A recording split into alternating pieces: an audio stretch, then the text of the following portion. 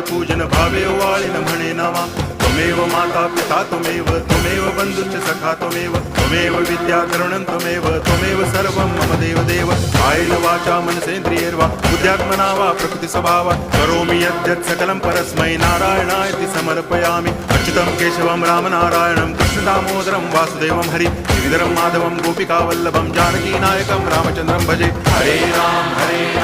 Ram Ram Hare Hare Hare Krishna